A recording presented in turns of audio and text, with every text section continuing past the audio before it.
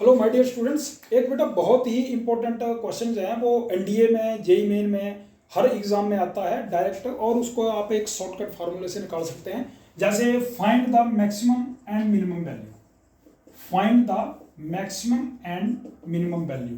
ऐसे तो जितने भी बच्चे जो प्लस टू के हैं उन्होंने एप्लीकेशन और डेरिवेटिव में एक कंसेप्ट पढ़ा होगा, लोकल मैक्सिमम लोकल मिनिमम। उस कंसेप्ट से भी निकल जाता है। आप लोगों के पास एफ एक्स दिया होता है, उसका डेरिवेटिव निकालते हैं एफ डैश एक्स, फिर उसके क्रिटिकल पॉइंट्स निकालते हैं, फिर आप चेक करते हैं डबल डेरिवेटिव से भी। लेकिन आप लोग डायरेक्ट भी कर सकते हैं। जैसे सपोज आपको कोई क्वेश्चन दिया होगा 2x² - 3x - 4, suppose this is the question, find maximum and minimum value. और ये जो बेटा मैक्सिमम और मिनिमम का कंसेप्ट है ये आप ग्राफिकली समझ सकते हैं। जैसे हर बच्चे को पता होता है कि जैसे आपके पास मान लो ax² + bx + c, ये आपको एक क्वाड्रेटिक इक्वेशन दी होती है, और इस क्वाड्रेटिक इक्वेशन में आपको चेक करना होता है कि if coefficient of x² is positive and d is also greater than 0, तो उस केस में आपका जो ग्राफ है वो क्या होगा बेटा, बताइए। इस तरह से होगा आपका कि जैसे जब ये वैल्यू आपकी ग्रेटर देन 0 होगी, d ग्रेटर देन 0 होगी, तो आपको पता है कि इसकी जो आपकी वैल्यू होगी वो इसके 2 रियल रूट्स होंगे,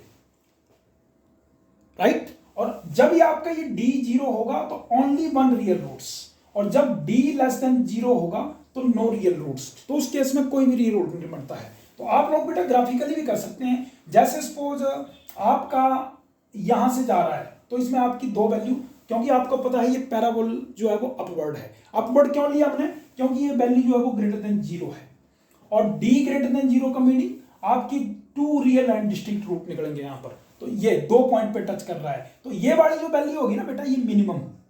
मिनिमम का मतलब है कि जब आपका यहां पर रिजल्ट आएगा तो वैल्यू जो है वो ऊपर की तरफ जाएगी, इंक्रीज करना शुरू करेगी। तो मिनिमम के केस में क्या होगा, नेगेटिव टू पॉजिटिव, राइट। और जब आप लोगों का लेस देन 0 होगा या इक्वल टू 0, इक्वल टू 0 के केस में ओनली 1 रियल रूट्स, ठीक है। और जब लेस देन 0 होगा तो आपके पास जो है वो ये पॉइंट टच नहीं करेगा, तो it means it has imaginary roots. और इसका दूसरा केस है जब आपके पास वैल्यू जो है वो लेस देन 0 होगी लेकिन d ग्रेटर देन 0 होगा, तो इसके बेटा देखिए इसके भी 3 केस बनते हैं। This is the first case, ये सेकंड है और ये थर्ड है, ओके।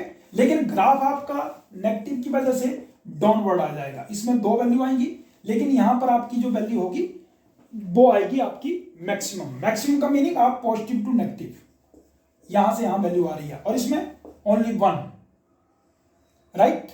और इस केस में नो रियल रूट। तो ये थोड़ा सा पॉइंट होता है, बच्चे ग्राफिकली भी कर सकते हैं। अगर आप लोगों ने मिनिमम वैल्यू निकालनी है तो this is the result, and maximum निकालनी है तो this is the result, okay. तो अब यहां पर आपको पूछा गया सपोज कि इसकी मैक्सिमम और मिनिमम चेक करो, तो मैक्सिमम और मिनिमम आप लोग कैसे चेक करेंगे बेटा, वो आपको सबसे पहले एक कंडीशन सेटिस्फाई कराना पड़ेगी कि कौन सी कंडीशन जो है वो सेटिस्फाई है। अब देखिए यहां पर आपका a2 है, b आपका -3 है, c आपका -4 है। तो आपका ये जो a है वो ग्रेटर देन 0 है, ओके। अब आपको b² - 4ac निकालना पड़ेगा। तो but is b² - 4ac, 3 - 3 3 9, -4 × 2 × -4, minus plus 32 41, it means greater than 0। इसका मीनिंग ये हुआ कि आपका कौन सा केस हुआ, बताइए, a greater than 0, d greater than 0। तो आपका केस हुआ इसके 2 रियल रूट्स होंगे और वैल्यू आएगी आपकी मिनिमम। कौन सी वैल्यू आएगी बेटा, मिनिमम। तो मिनिमम और मैक्सिमम वैल्यू का मैं जो ट्रिक बता रहा हूं आपको, मिनिमम और मैक्सिमम वैल्यू को निकालने का ट्रिक जो है वो आप लोग याद रखो। ऐसे तो प्लस 2 के बच्चे जो हैं वो डेरिवेटिव से भी कर सकते हैं, लेकिन जो प्लस 1 के बच्चे हैं वो विदाउट डेरिवेटिव करेंगे, तो इसके लिए फॉर्मूला लिखो 4ac - b² / 4a।